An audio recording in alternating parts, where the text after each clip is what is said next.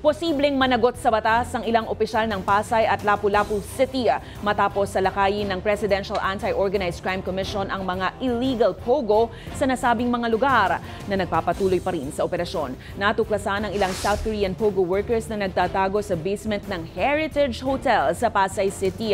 Nasagip din ang ilang banyagang manggagawa mula sa isang hotel naman sa Lapu-Lapu City noong nakaraang taon. Sa datos ng PAOK, nasa Makati, Pasay at Parañaque ang karamihan sa mga sinalakay na pogo sa Metro Manila.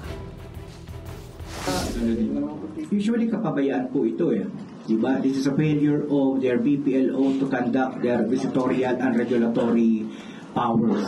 Ang LGU po ay isa sa